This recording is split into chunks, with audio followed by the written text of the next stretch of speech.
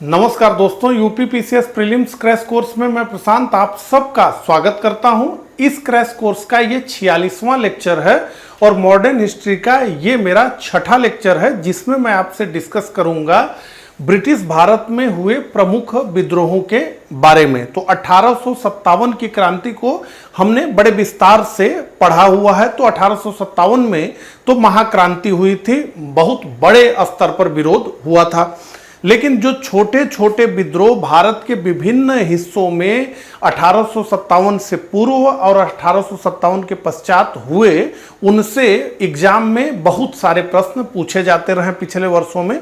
तो एक एक करके सबको हम देखेंगे और इन विद्रोहों को हम तीन कैटेगरी में रखेंगे। एक तो सामान्य विद्रोह हो गया, दूसरा जो जनजाति विद्रोह हुए, भारत में जनजातियों ने बहुत अंग्रेजों के विरुद्ध विद्रोह किया, तो जनजातीय विद्रोहों को देखेंगे, और एक किसान विद्रोह या किसान आंदोलन जो महत्वपूर्ण हुए उनको हम देखेंगे। तो इस तरह से तीन कैटेगरी में इस लेक्चर को हम पढ़ने वाले हैं। इस लेक्चर को प्रारंभ करूं उससे पहले मैं आप लोगों से कहना चाहूंगा कि देखिए, यूपीपीसीएस प्रीलिम्स के लिए पूरा क्रैश कोर्स हम लोग चला रहे हैं, जिसमें पूरा सिलेबस यूपीपीसीएस प्रीलिम्स का हम कवर कर रहे हैं। और ये कोई रैंडम नहीं है, बल्कि हर सब्जेक्ट को हम इसमें शामिल कर रहे हैं और हर सब्जेक्ट के जितने इंपॉर्टेंट टॉपिक्स हैं सबको हम कवर कर रहे हैं।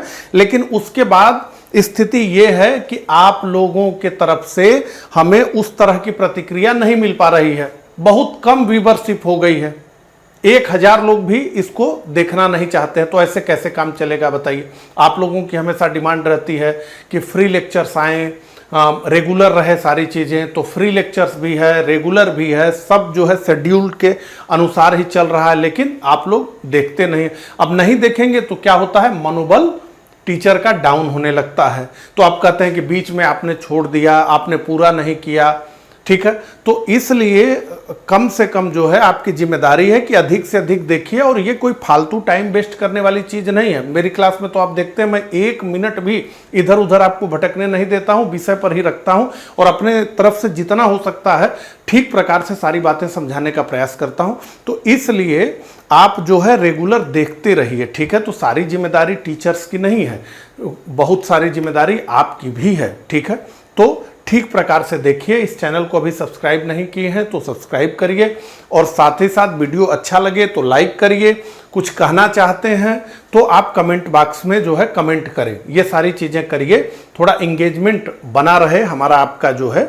ऐसा ना हो कि हम जो है कोर्स पूरा कराने की तरफ बढ़े और आप जो है बीच में से साथ छोड़ करके चले जाएं, है ना।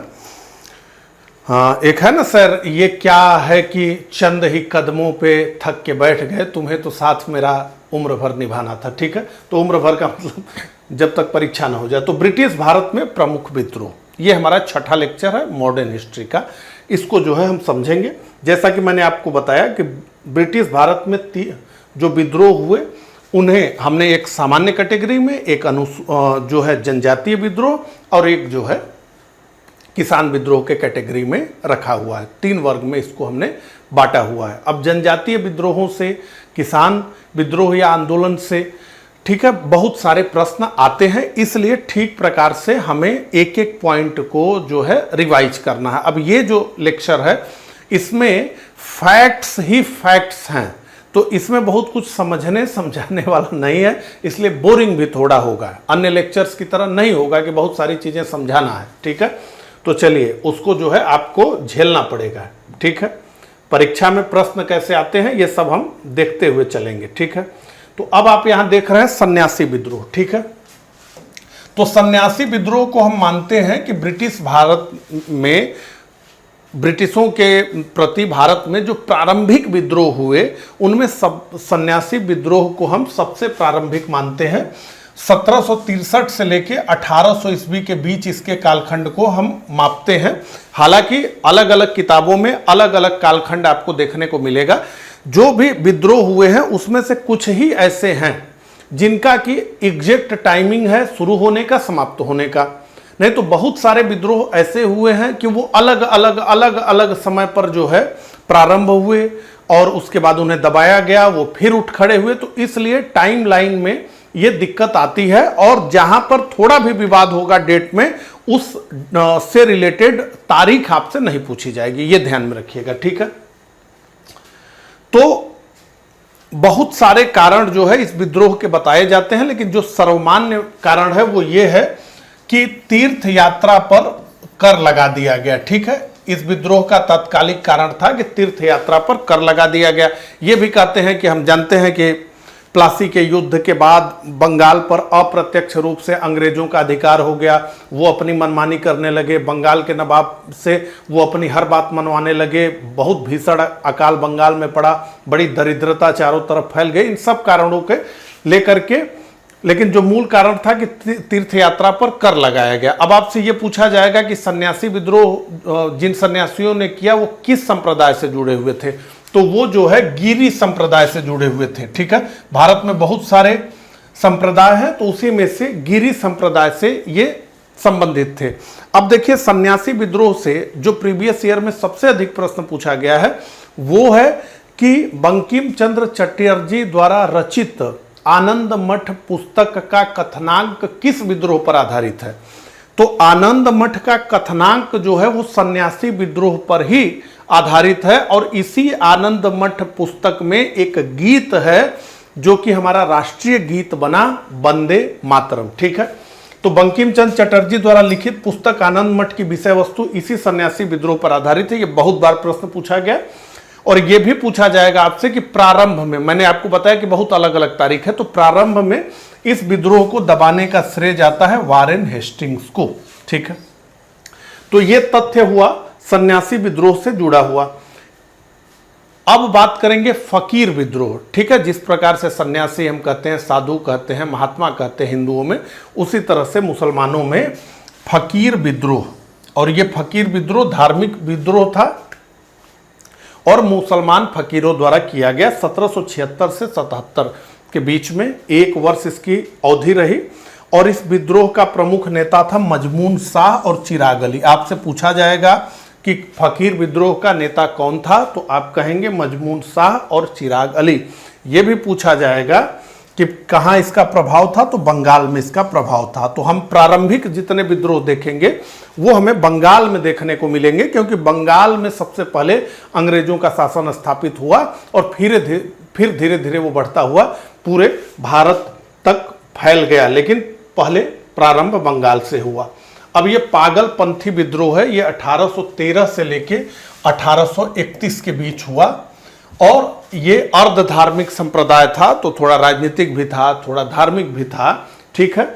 और ये गारो जनजाति से संबंधित था। आपसे प्रश्न पूछा जाएगा कि पागलपंथी विद्रोह किस जनजाति से संबंधित था, तो आपका उत्तर होगा कि ये गारो जनजाति से संबंधित था, और इसका नेता था कौन, तो उत्तरी बंगाल का करम शाह इसका नेता था, ठीक है। तो इसका प्रवर्तक या नेता कौन था, तो उत्तरी बंगाल का करम शाह था, वही प्रवर्तक, वही उसी ने इसकी स्थापना की थी। लेकिन लीडर के रूप में इसका बेटा दादू मीर काफी प्रसिद्ध हुआ, ठीक है, सॉरी टीपू मीर, ठीक है।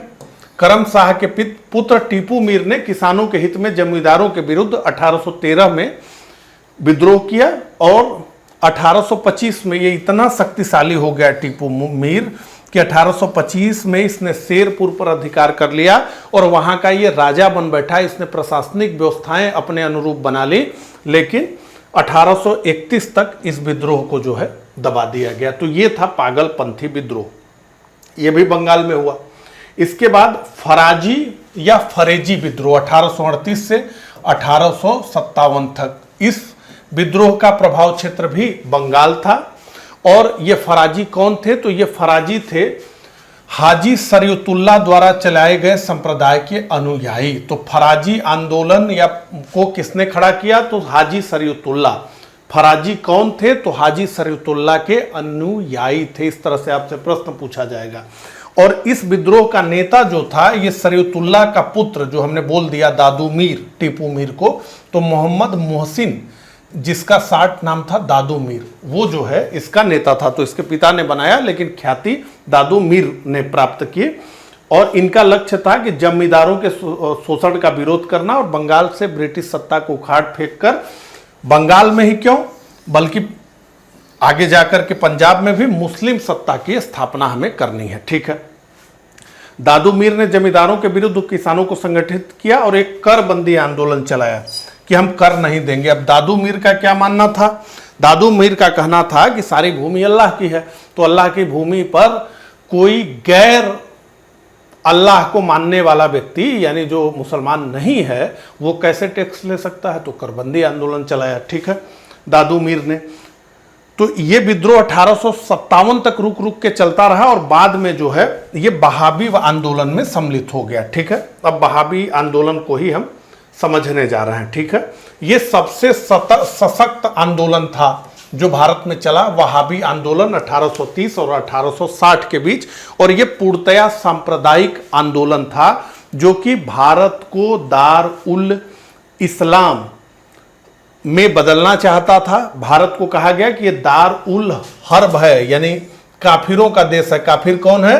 तो जो मुसलमान नहीं है वो सब काफिर हैं, तो ये काफिरों का देश है, यानी दार उल हर्ब, काफिरों के देश को हमें दार उल इस्लाम यानी मुसलमानों के देश में इसको बदलना है। यानी उसी तरह से औरंगजेब की तरह कि भाई हम सफल हो जाएंगे तो सबको जो है जबरिया कन्वर्ट करेंगे और इसको मुसलमानों का देश बना देंगे। ठीक है, इस आंदोलन का जो प्रवर्तक था वो बरेली का था, सैयद अहमद बरेलवी। ठीक है, कौन था? सैयद अहमद बरेलवी। और सैयद अहमद बरेलवी अरब के अब्दुल बहाव से बहुत प्रभावित था और इसके साथ ही साथ ये दिल्ली के एक सूफी संत वली संत शाह वली उल्लाह के से भी अधिक ये प्रभावित था, इसीलिए उनके नाम पर इसे वली उल्लाह आंदोलन भी कहते हैं। ठीक है, और क्या नारा था? तो मुसलमानों का मुसलमानों के लिए मुसलमानों द्वारा चलाया गया आंदोलन था। तो आपसे पूछा जाएगा कि वली उल्लाह आंदोलन, तो आप समझिएगा कि यह बहाबी आंदोलन की बात हो रही है। ठीक है, इसके जो प्रवर्तक थे सैयद अहमद बरेलवी, उनका कहना था कि इस्लाम में जितना भी परिवर्तन हुआ है, जितना भी सुधार हुआ है, उसको सबको समाप्त करना है और हमें उस इस्लाम की स्थापना करनी है जो मोहम्मद साहब के समय था। ठीक है, तो अब इन्होंने क्या काम किया कि इन्होंने सिखों के विरुद्ध जिहाद की घोषणा की। अब आप ध्यान दें तो अभी जो है रणजीत सिंह का शासन चल रहा है पंजाब पर, पंजाब का टेक ओवर नहीं हुआ है, यानी 1830 की हम बात करें तो इन्होंने पंजाब के सिखों के विरुद्ध जिहाद की घोषणा की और 1830 में ये इतने ताकतवर हो गए कि इन्होंने पेशावर पर अधिकार कर लिया। लेकिन 1831 में सैयद अहमद मारे गए और 1857 की क्रांति में बहाबियों ने बहुत बढ़ चढ़ करके भाग लिया। और जब ये तो पहले पंजाब से प्रारंभ हुआ, लेकिन यहाँ देखें इन लोगों के बाद तो इनायत अली इसके प्रमुख नेता थे। और आपसे पूछा जाएगा बहाबी आंदोलन का सेंटर कहाँ था, तो आप कहेंगे पटना। इस आंदोलन का प्रमुख केंद्र था पटना। ठीक है, अब ये हो गया कूका आंदोलन। ठीक है, ये भी धार्मिक आंदोलन था कूका आंदोलन, लेकिन ये फिर जो है राजनीतिक आंदोलन के रूप में बदल गया। कूका आंदोलन से बहुत प्रश्न पूछे गए हैं। 1840 से 1872 के बीच ये आंदोलन हुआ।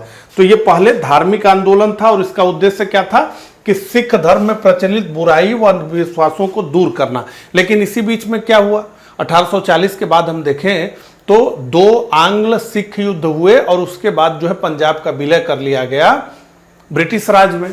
तो जब ये हुआ कि अंग्रेजी राज द्वारा पंजाब पर अधिकार कर लिया गया, तो ये कूका आंदोलन धार्मिक आंदोलन से राजनीतिक आंदोलन बन गया और जिसका उद्देश्य ये था कि पंजाब पर फिर से सिख सत्ता की स्थापना हो जाए। पंजाब पर क्या हो जाए? सिख सत्ता की स्थापना हो जाए।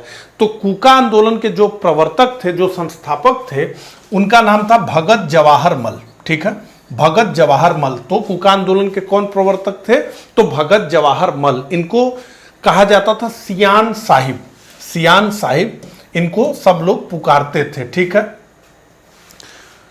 और कूका आंदोलन में एक प्रमुख नाम है राम सिंह। ठीक है, 1863 में भगत जवाहर मल के शिष्य बालक सिंह की मृत्यु जब हुई तब अधिकारिता मिली, यानी तीसरे पीढ़ी में राम सिंह आए और इन्होंने कूका विद्रोह को प्रबलतम रूप से चलाया। तो 2 नेता इसमें हमें दिखते हैं, एक भगत जवाहर मल सियान साहिब और दूसरे राम सिंह कूका।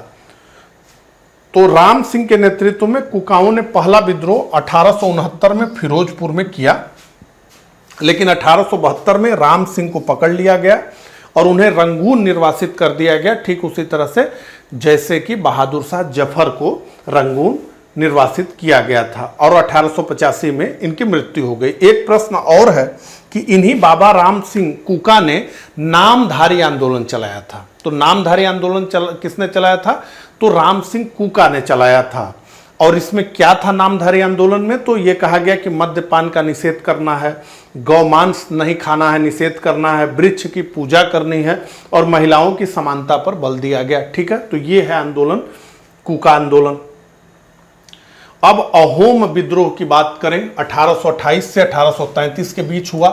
अहोम बहुत शक्तिशाली थे, बहुत प्रबल तरीके से अहोमों ने मुगलों की सत्ता को असम में फैलने से रोका हुआ था। लचित बरफुकन एक महान सेनापति जिसके बारे में हम आज भी पढ़ते हैं। ठीक है, तो अहोम विद्रोह, तो जो बर्मा युद्ध हुआ 1824 में, इसके बाद अंग्रेजों का अधिकार हो गया उत्तरी असम पर। अब इसका विरोध अहोमों ने करना शुरू कर दिया, क्योंकि अहोमों ने तो मुगलों को भी घुसने नहीं दिया था, अब अंग्रेज घुस रहे हैं, तो इसका विरोध किया गया अहोमों द्वारा। तो 1828 में अहोमों ने गोमधर कुंवर, कौन नेता है अहोम विद्रोह का? गोमधर कुंवर के नेतृत्व में विद्रोह किया, जो असफल रहा और इसके बाद गोमधर कुंवर को 7 वर्ष की सजा सुना दी गई। किसके द्वारा? अंग्रेजों के द्वारा।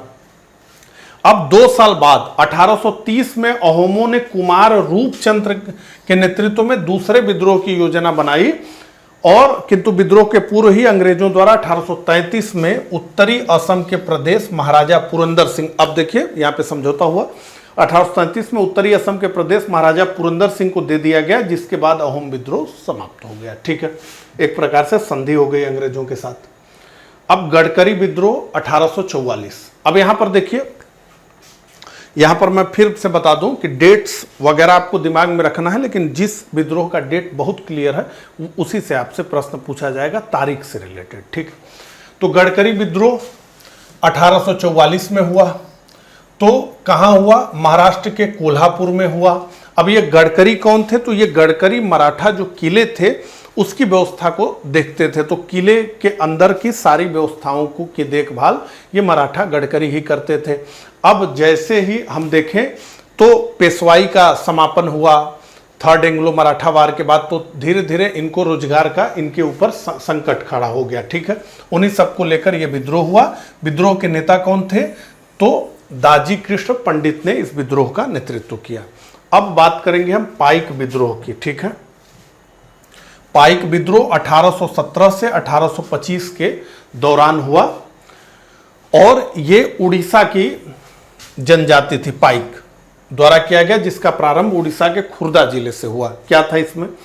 तो परंपरागत रूप से पाइकों को खुर्दा के राजा द्वारा लगान मुक्त भूमि का आवंटन किया जाता था। तो देखिए, जब ब्रिटिश आए ना, तो उससे पहले बहुत सारे जो है पारंपरिक व्यवस्थाएं हर राज्य में अलग अलग थी। जैसे पाइकों के साथ था कि वहाँ के राजा ने इनको जो है भूमि दान कर दी थी, और ये कहा था कि जब युद्ध की स्थिति आएगी तो आपको हमारे लिए युद्ध करना पड़ेगा, राजा के लिए युद्ध करना पड़ेगा, इसके बदले आपको जो है भूमि का अधिकार दिया जा रहा है, टैक्स फ्री भूमि होगी, लगान नहीं वसूला जा सकता। तो क्या लिखा ना, परंपरागत रूप से पाइकों को खुर्दा के राजा द्वारा लगान मुक्त भूमि का आवंटन किया जाता था, जिस पर अंग्रेजों ने रोक लगा दी। अब अंग्रेजों के साथ जब सब्सिडरी अलायंस हुआ इन राजाओं का, देसी राजाओं का, तो अब अंग्रेजों को अधिक से अधिक रेवेन्यू चाहिए, क्योंकि उसी राजा के रेवेन्यू से तो वो अपनी सेना रखेंगे, तो वो अलग अलग व्यवस्थाएं देखने लगे कहां से पैसा निकाला जा सकता है। तो उन्होंने इस व्यवस्था पर रोक लगा दी कि भैया ये लगान मुक्त भूमि का आवंटन अब नहीं होगा। क्यों? क्योंकि अब तो सेना ब्रिटिश राज के पास है ना, राजा की असुरक्षा होगी तो देखी जाएगी, राजा दबाव में थे। उन्होंने कह दिया कि ठीक है भाई, लेकिन अब जो है इसके विरोध में पाइकों ने विरोध कर दिया, तो परिणाम स्वरूप जगबंधु के नेतृत्व में पाइकों ने विद्रोह कर दिया और पूरी पर अधिकार कर लिया। 1825 तक विद्रोह का दमन कर दिया गया। अब अंग्रेजी सेना तो दमन कर ही लेगी। ठीक है, तो पाइक विद्रोह ये हुआ। अब हम बात करेंगे प्रमुख जनजातीय विद्रोहों के बारे में, तो चलिए इसको प्रारंभ करते हैं। तो प्रमुख जनजातीय विद्रोहों को हम शुरू करें उससे पहले कुछ प्रमुख शब्दावलियां हैं जिन्हें हम समझना चाहेंगे, उसके बाद फिर हम जो है मुंडा विद्रोह को समझना शुरू करेंगे। ठीक है, तो एक टर्म है खूंट कटीदार। ठीक है, खूंट कटीदार यानी जंगल को साफ करके खेती करने वाले। तो ऐसा क्षेत्र जहां खेती नहीं की जा सकती, उस क्षेत्र को साफ करके, जंगल को साफ करके, उसको काट करके खेती लायक भूमि बना करके उस पे खेती करना, ऐसे लोगों को कहा जाता था खूंट कटीदार, जो इस तरह से खेती करते थे। तो जंगल को साफ कर खेती करने वाले। दूसरा है बेथ बेगारी यानी बंधुआ मजदूरी। ठीक है, बंधुआ मजदूरी को कहते हैं बेथ बेगारी। सारना, ये सब जनजातीय शब्द हैं। पवित्र स्थल है ये, देवी का पवित्र स्थल जिसे सारना कहते हैं। रैयत शब्द प्रयोग होगा, तो रैयत मतलब कृषि मजदूर है। मुल्कई लड़ाई, तो मुल्कई लड़ाई का मतलब है बंधुआ मजदूर और ठेकेदारों के बीच लड़ाई। तो बंधुआ मजदूर और ठेकेदारों के बीच लड़ाई को मुल्कई लड़ाई कहा गया। अब समझिए इस बात को, जनजातीय विद्रोह के जो कॉमन फीचर्स हमें देखने को मिलते हैं वो ये है कि जनजातीय जो थे, यहां पर मैं आपको बताऊं कि ठक्कर बप्पा ने पहली बार जनजातीय को आदिवासी शब्द से पुकारा। हालांकि और उस शब्द ने अब एक कंट्रोवर्सी भी पैदा कर दी है। आदिवासी, आदि यानी प्राचीनवासी, प्राचीनवासी यानी यहाँ के मूल निवासी। और लोग कहाँ से आए हैं, तो बाहर से आए हैं, तो आर्य बाहर से आए हैं। तो इस एक शब्द से क्या हो सकता है कि किसी को आदिवासी कह दिया गया, ठक्कर बप्पा ने कहा। तो अब आदिवासी का अर्थ ये निकाला गया कि प्राचीनवासी, प्राचीनवासी का ये अर्थ निकाल गया कि मूल निवासी, और मूल निवासी का अर्थ ये निकाला गया कि अगर कोई व्यक्ति मूल निवासी है यहाँ का, तो फिर बाहरी कौन है, तो बाहरी आर्य हैं। ठीक है, इस तरह से इंटरप्रिटेशन कैसे शब्दों का हो सकता है वो मैं बता रहा था। इनके लिए अच्छा शब्द है कि जंगल में रहने वाले जो है वनवासी, जो वन में रहते हैं वो कौन है, वनवासी। ठीक है, तो ये जो जनजातियां थी ये जो है मेन स्ट्रीम से अलग थलग रहती थी, और इनका बहुत अधिक सरोकार जो है स्टेट से नहीं था, राज्य से नहीं था। जो देसी रियासतें थी उनका हस्तक्षेप जनजातीय क्षेत्रों में नहीं होता था। और चूंकि ये खूंट कटीदार थे, जंगल को साफ करके खेती करने वाले होते थे, तो लगान वगैरह से भी इनका कोई परिचय नहीं होता था। और शासक को भी पता था कि भाई बहुत मेहनत करके खेत बनाकर ये खेती कर रहे हैं, तो इनको छोड़ो, इनको जैसे रहना है उस तरह से रहेंगे। तो ये मेन स्ट्रीम से समाप्त थे, मतलब अलग थलग थे। समाप्त थे का मतलब अलग थलग थे। लेकिन जैसे ही अंग्रेज आए और अंग्रेजों ने अपना दखल बढ़ाना शुरू किया, तो अंग्रेज अब इनके पास तक पहुंचे। अब इनके यहाँ भी वो जाने लगे, और ईसाई मशीनरियों ने तो एकदम इनको टारगेट कर लिया आदिवासी क्षेत्रों को कि भाई ये तो भोले भाले हैं, इनको जल्दी से हम ईसाई बना लेंगे। इसके अलावा जो है अब भूमि व्यवस्था में बदलाव होने लगा। अब जैसे हम देखें बंगाल में, तो बंगाल में अब नीलामी होने लगी, जिसे हम कहते हैं, क्या कहते हैं, चीरो अस्थाई बंदोबस्तों। तो कहीं रैयतवाड़ी आ गया, कहीं जो है परमानेंट सेटलमेंट आ गया, कहीं महालवाड़ी आ गई व्यवस्था। तो अब इनसे भी टैक्स मांगा जाने लगा। समाज के बाहर के लोग जो है इनके समाज में जाने लगे, सूद बांटने लगे, इनका शोषण करने लगे, बंधुआ मजदूरी कराने लगे, इनकी भूमि पर कब्जा करने लगे, बहुत सारे। तो अंग्रेज भी और यहाँ के स्थानीय भी। तो मूल कारण हम देखेंगे तो इसी के आसपास हमको दिखेगा। ठीक है, तो मुल्कई लड़ाई यानी बंधुआ मजदूर और जो है अन्य के विरुद्ध लड़ाई। इसके बाद उलगुलान विद्रोह। उलगुलान विद्रोह है महान हलचल। ठीक है, तो ये जो मुंडा विद्रोह हुआ इसे कहा गया उलगुलान विद्रोह यानी महान हलचल। इसके अलावा मैं आपको बताऊं कि बिरसा मुंडा को भी उलगुलान कहा गया, उनको भी महान हलचल कहा गया। यानी बिरसा मुंडा की एक उपाधि है जगत आपत, यानी जो है, तो बिरसा मुंडा को भी महान हलचल कहा गया अगर आपको परीक्षा में पूछा जाए। और इस मुंडा विद्रोह को भी उलगुलान विद्रोह कहा गया यानी महान हलचल कहा गया। ठीक है, इसके अलावा दिक्कू। दिक्कू कौन है, तो दिक्कू वो विदेशी तत्व हैं। विदेशी तत्व का मतलब कि जनजातीय क्षेत्रों के बाहर के लोग, अंग्रेज भी हो सकते हैं, भारतीय भी हो सकते हैं। तो विदेशी तत्व जो मुंडा समाज में घुसपैठ कर रहे हैं उन्हें क्या कहा गया, जनजातियों द्वारा दिक्कू। ठीक है, तो देखिए सब बहुत सारे विद्रोह हुए, लेकिन इसमें जो है मुंडा विद्रोह बहुत फेमस विद्रोह है, और ये हुआ 1895 से लेके 1900 के बीच में। अब कहीं पर आपको दिखेगा ये 1899 से 1900 के बीच में। ठीक है, ये दोनों डेट आप याद करिए। अगर इस विद्रोह का प्रारंभ हम माने तब से कि जब 1895 में जो है बिरसा मुंडा ने स्वयं को भगवान घोषित कर दिया कि उनको छूने से सबकी बीमारियां दूर होगी, तो वहां से हम करें तो 1895 कहेंगे। और जब जो है ये वास्तव में विद्रोह हुआ तो वो फिर 1899 में हुआ, क्रिसमस की पूर्व संध्या पे हुआ। ठीक है, तो छोटा नागपुर क्षेत्र में हुआ, बिरसा मुंडा के नेतृत्व में हुआ मुंडा विद्रोह। अब मुंडा विद्रोह सर्वाधिक चर्चित जनजातीय विद्रोह है। तो जैसा कि आपको मैंने ऊपर बताया कि मुंडाओं की पारंपरिक भूमि व्यवस्था खूंट कटी, ठीक है, या खूंट कटीदारी का जमींदारी या व्यक्तिगत भूस्वाम्य वाली भूमि व्यवस्था में परिवर्तन। इसका क्या मतलब है कि अब इनके भी जमीन का टैक्स लगेगा। ये भी किसी जमींदार को आवंटित की गई और कह दिया गया कि अब आप जो है जो भी खेती इस जमीन पर कर रहा है उससे टैक्स वसूलिए। ठीक है, तो इसके विरुद्ध जो है मुंडाओं ने विद्रोह किया और समाज में जो ईसाई मिशनरियां घुसपैठ कर रही थी उससे भी जो है ये मुंडा जनजाति के लोग परेशान थे, क्योंकि उनको लग रहा था कि हमारी जो देवी हैं, हमारे जो देवता हैं, उनके अलावा ये कौन देवता आ गया जिसकी जो है इतनी बड़ाई की जा रही है। ठीक है, तो 1895 ईस्वी में बिरसा मुंडा ने अपने आप को भगवान का दूत घोषित कर लिया और कहा कि मुझे छूने से सभी रोग दूर हो जाते हैं। और बिरसा मुंडा ने घोषित किया, क्या घोषित किया, ये फ्रेज आपको एग्जाम में सीधे सीधे आ सकता है, इसलिए लिखा गया है कि दिक्कुओं से हमारी लड़ाई होगी और उनके खून से जमीन इस तरह लाल होगी जैसे लाल झंडा। तो दिक्कू अंग्रेज भी हो सकते हैं, भारतीय भी हो सकते हैं। अब समझिए कि ईसाई मिशनरियों से ये कितने नाराज थे कि 1899 ईस्वी को क्रिसमस की पूर्व संध्या पर मुंडा जाति के शासन को स्थापित करने के लिए विद्रोह की घोषणा की गई और आसपास के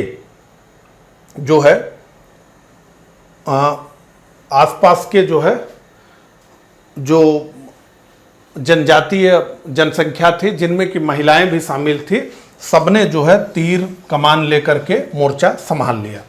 लेकिन फरवरी 1900 ईस्वी में बिरसा मुंडा को गिरफ्तार कर रांची जेल में डाल दिया गया और जहां जून 1900 में उनकी मृत्यु हैजे के कारण हो गई।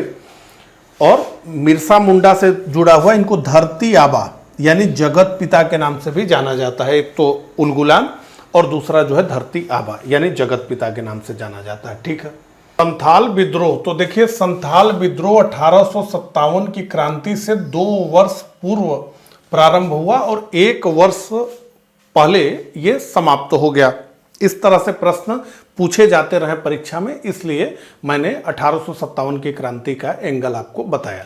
देखिए जितने जनजातीय विद्रोह हम देखेंगे उनमें सबसे प्रभावशाली और सफलतम विद्रोह हमें संथाल विद्रोह दिखता है, क्योंकि संथाल विद्रोह के बाद जो है कई प्रावधान संथालों के लिए ब्रिटिश सरकार द्वारा किए गए। तो ये बहुत सशक्त विद्रोह था संथाल विद्रोह। ठीक है, तो इस विद्रोह का प्रमुख क्षेत्र कौन सा था, तो दामन एक्को, जिसे संथाल परगना के नाम से जाना जाता है। तो संथाल परगना इस विद्रोह का प्रमुख क्षेत्र था। अब कारण क्या क्या थे संथालों के विद्रोह करने के, तो पहला अंग्रेजी राज की शोषणकारी नीतियां बहुत सारी, इसके अलावा भूमिकर अधिकारी जो थे उनका दुर्व्यवहार, पुलिस जो उनका दमन कर रही थी, इसके अलावा महाजनों का उत्पीड़न, इन सब विषयों को आधार लेकर के जून 1855 को 400 वनवासी गांवों के 6000 लोगों ने, मतलब ये बड़ी संख्या है,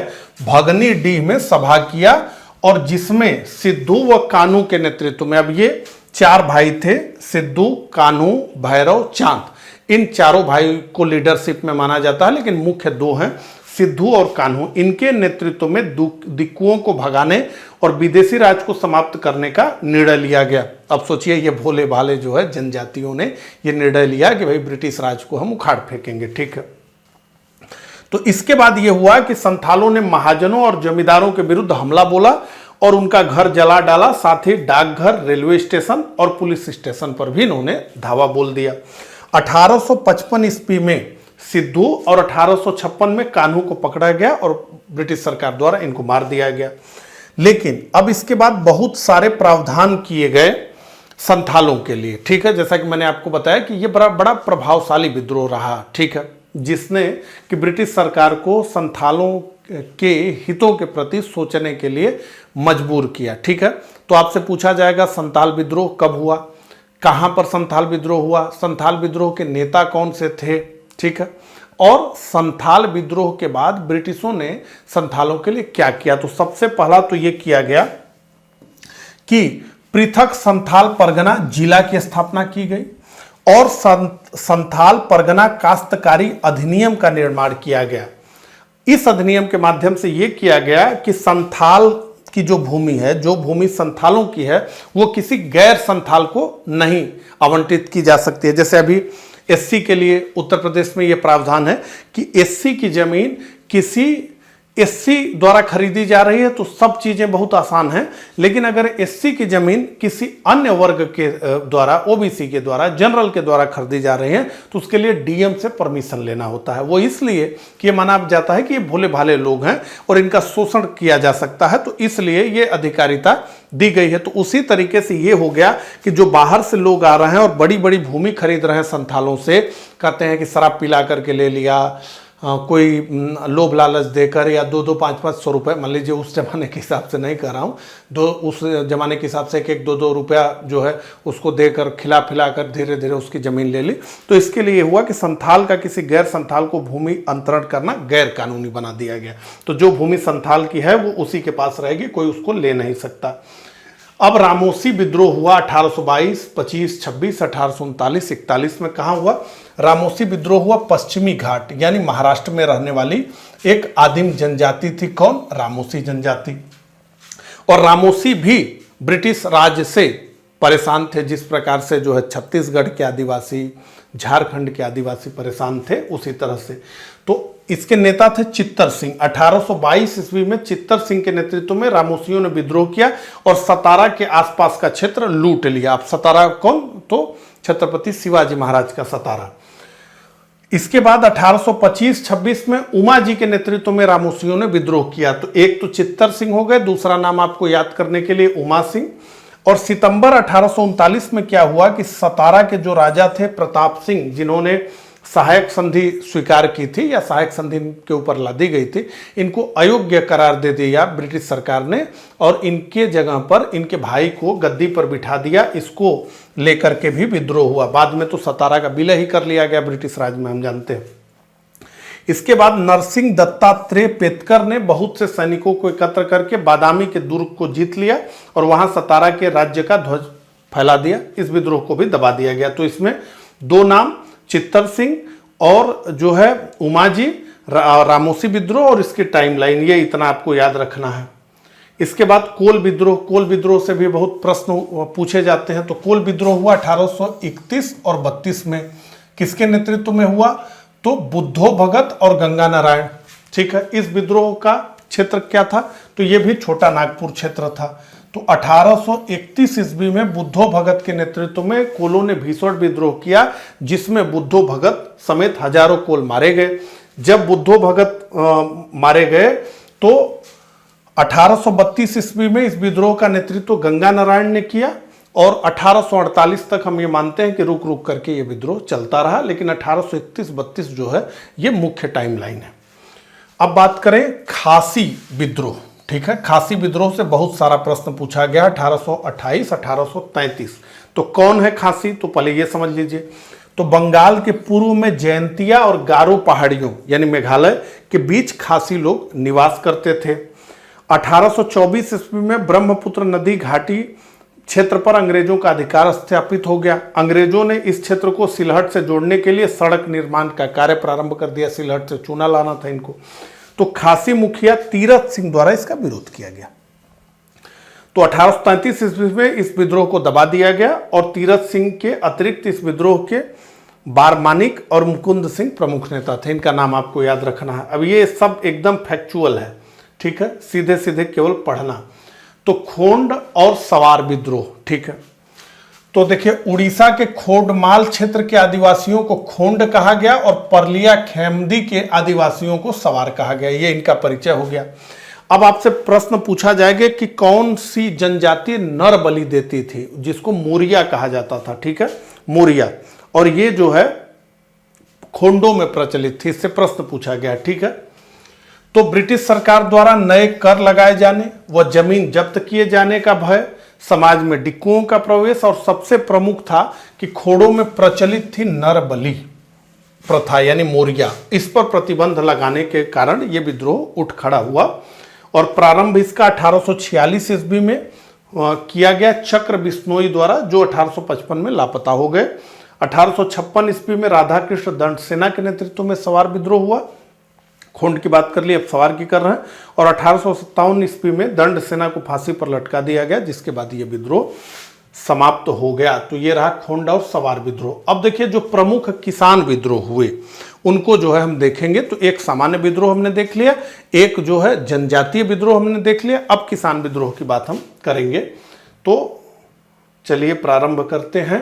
तो सबसे पहले आ गया नील विद्रोह। नील विद्रोह से तो बहुत सारे प्रश्न पूछे गए हैं। तो नील विद्रोह 1857 की क्रांति के ठीक पश्चात हुआ बंगाल में। ठीक है, तो नील विद्रोह अंग्रेजी राज्य के विरोध किसानों का पहला और संगठित और सशक्त विद्रोह था। बहुत मजबूत विद्रोह नील विद्रोह के रूप में देखा जाता है।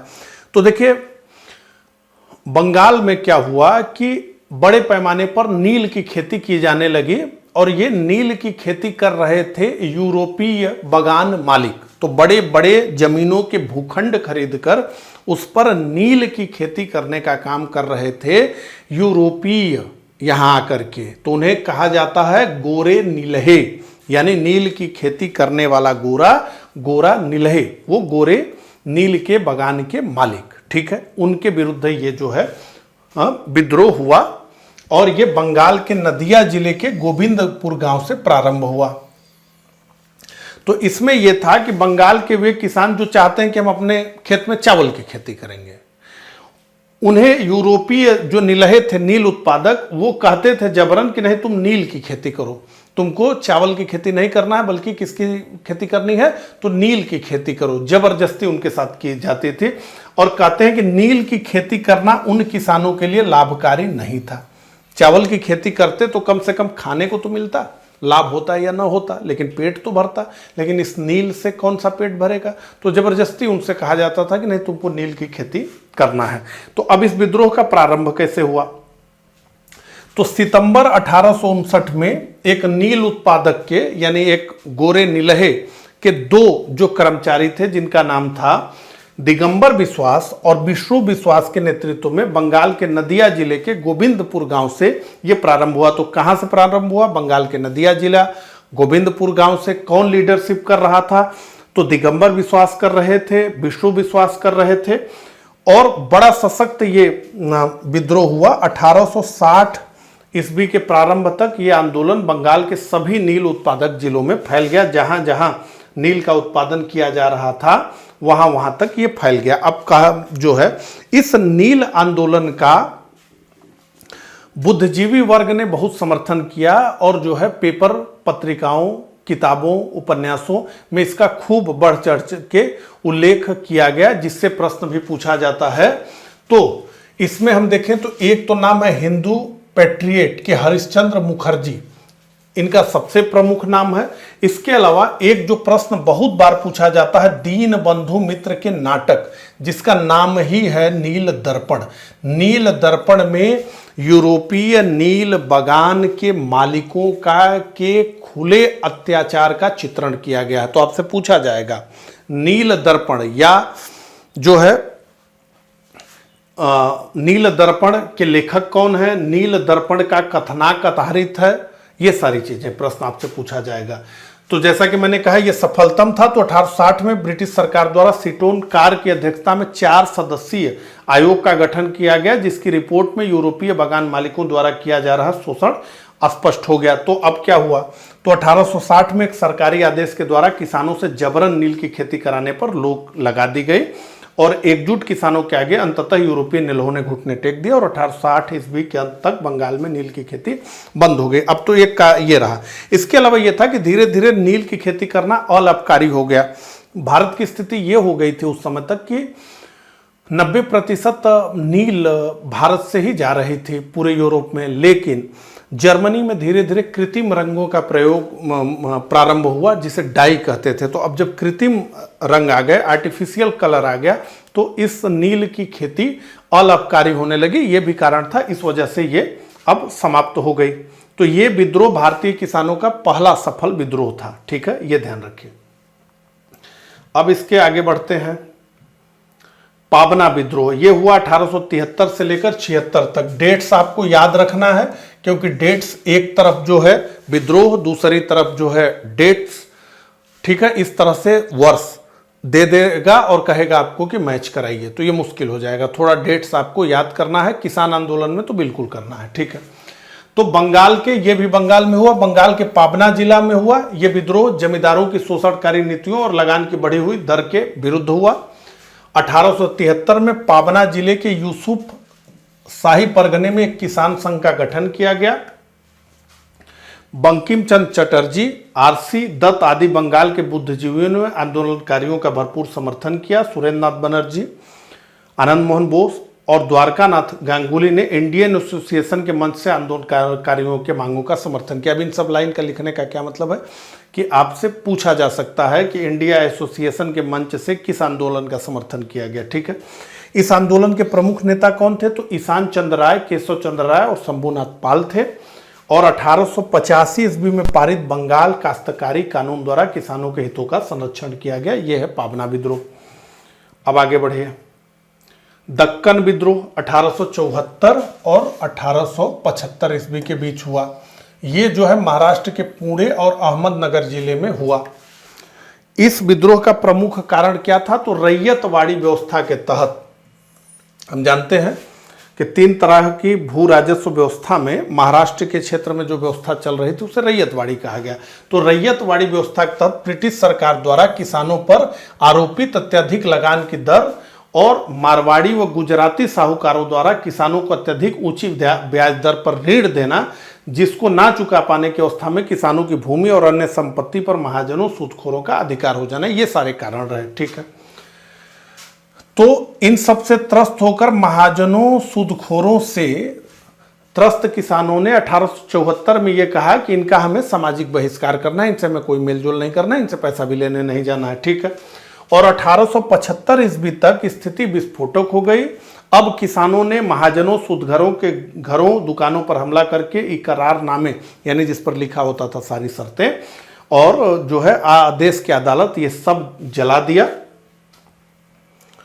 1879 में दक्कन कृषक राहत अधिनियम द्वारा किसानों को संरक्षण प्रदान किया गया और जस्टिस राणा डे की पूना सार्वजनिक सभा ने किसानों की मांगों का समर्थन किया। ठीक है, यह है दक्कन विद्रोह।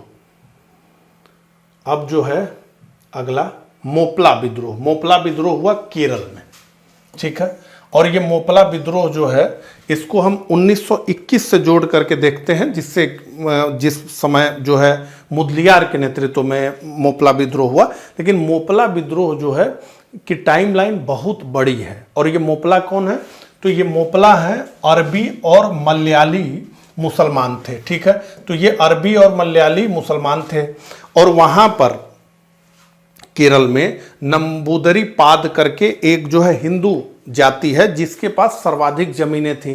तो वो जमींदार जाति थी और ये जो है खेती करने वाले थे, उनके खेत पर खेती करने वाले, और ये उनके खेत पर खेती भी करते थे और उनको ही मारने का भी काम करते थे।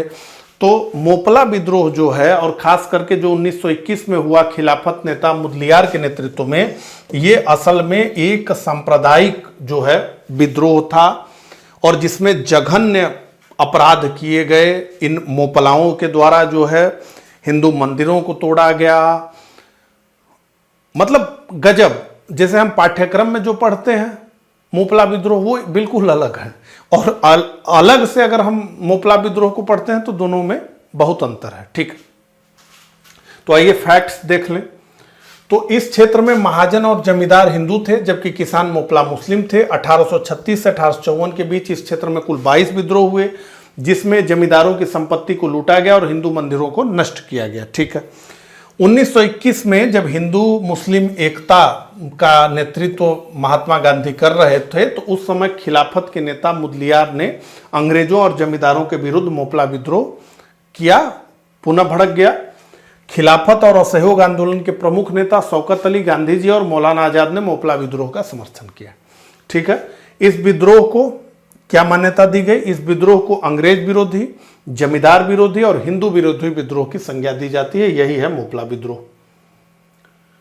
किसान सभा, किसान सभा से बहुत सारा प्रश्न आता है। ठीक है, तो जमींदारों और तालुकदारों, अवध में तालुकदार होते थे। ठीक है, तो जमींदारों और तालुकदारों के शोषण से त्रस्त होकर किसानों ने यह फैसला किया कि हम एक संगठन बनाएंगे, और ये सब जो लोग थे ये होम रूल लीग आंदोलन जो तिलक का था उससे जुड़े हुए थे। तो गौरी शंकर मिश्र, इंद्र नारायण द्विवेदी और मदन मोहन मालवीय के प्रयासों से फरवरी 1918 ईस्वी में उत्तर प्रदेश किसान सभा का गठन हुआ। तो उत्तर प्रदेश किसान सभा का गठन कब हुआ? तो 1918 में हुआ।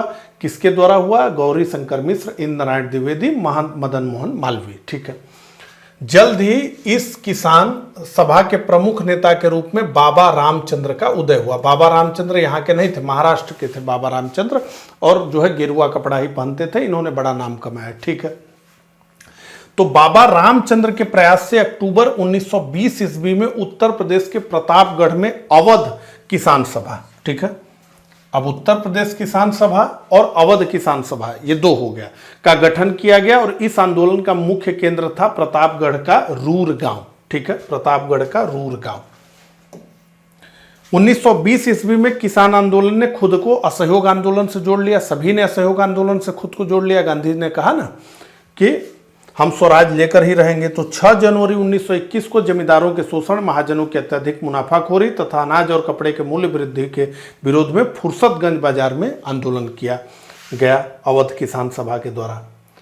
अब देखिए एका आंदोलन, तो जो अवध का किसान आंदोलन था वो 1921 के अंत में और 1922 के प्रारंभ में आपसे क्षेत्र पूछा जा सकता है। एका आंदोलन का क्षेत्र कौन सा था? तो लिखा है हरदोई, बहराइच, सुल्तानपुर, बाराबंकी और सीतापुर में एका आंदोलन के रूप में यह हुआ।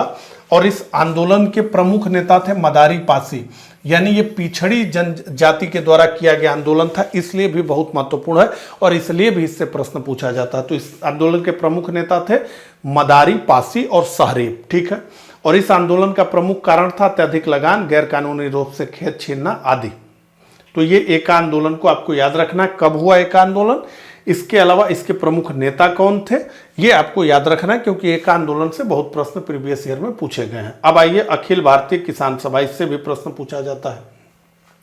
तो बिहार किसान सभा, आंध्र प्रांतीय किसान सभा और किसान संघ को मिलाकर 1936 में अखिल भारतीय किसान संगठन बना, जिसे अखिल भारतीय किसान सभा का नाम दिया गया। ठीक है, इतने संगठनों ने मिलकर बनाया। तो इसका पहला अखिल भारतीय सम्मेलन हुआ 11 अप्रैल 1936 को। तो आपसे पूछा जाएगा अखिल भारतीय किसान सभा का पहला सम्मेलन हुआ, तो आप कहेंगे 1936 में। कहाँ आयोजित किया गया? लखनऊ में। और जो प्रश्न बार बार पूछा जाता है कि अखिल भारतीय किसान सभा द्वारा आयोजित 1936 के सम्मेलन में कौन अध्यक्ष था, तो इस सम्मेलन की अध्यक्षता स्वामी सहजानंद सरस्वती ने की और एनजी रंगा महासचिव चुने गए। ये प्रश्न बहुत बार पूछा गया है। और एक महत्वपूर्ण विषय और है कि इस सम्मेलन को जवाहरलाल नेहरू ने भी संबोधित किया।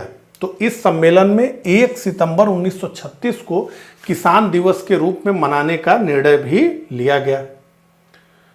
अब तेभागा आंदोलन आ गया 1946। ये भी तेभागा आंदोलन जो है बंगाल में हुआ और बंगाल का सर्वाधिक सशक्त आंदोलन था। तेभागा से भी बहुत प्रश्न पूछे जाते हैं। कौन नेता थे? तो प्रमुख नेता थे कंपाराम सिंह और भवन सिंह।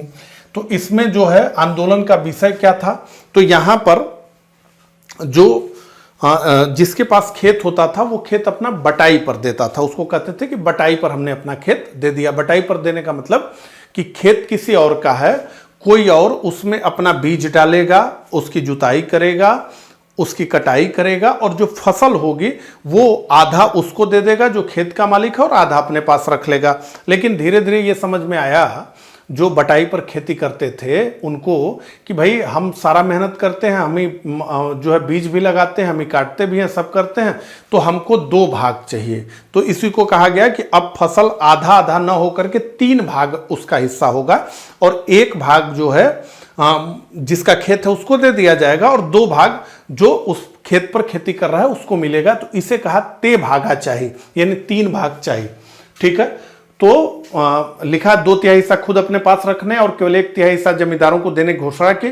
फसल बंटवारे किसी अनुपात के कारण इसे ते भागा आंदोलन कहा गया, यानी 3 भाग करो, 2 भाग हमको दो। ठीक है, किसानों का नारा था, इसमें नारा था ती भागा चाहिए, हमें 2/3 भाग चाहिए। इस आंदोलन ने बटाईदार किसानों और जमींदारों के बीच हिंसक संघर्ष को जन्म दिया। 1949 ईस्वी में बंगाल सरकार ने बर्गदार अधिनियम शेयर कार्पर एक्ट के माध्यम से किसानों की अधिकांश मांगों को मान लिया। सरकार ने तय किया कि भाई क्या होगा। ठीक है, तो इस प्रकार से ब्रिटिश भारत में हुए प्रमुख विद्रोहों को देखा, जिन्हें हमने 3 अलग अलग प्रकार से देखा। एक तो सामान्य विद्रोह के कैटेगरी में देखा, दूसरा जो है हमने जनजातीय विद्रोह के रूप में देखा और तीसरा किसान विद्रोह के रूप में देखा। ये लेक्चर बहुत फैक्चुअल था। ठीक है, तो मुझे उम्मीद है कि आप बहुत बोर नहीं हुए होंगे, थोड़ा तो बोर जरूर ही होंगे। ठीक है, मिलता हूँ इसी तरह के अगले लेक्चर में, तब तक के लिए आप सभी को नमस्कार, धन्यवाद।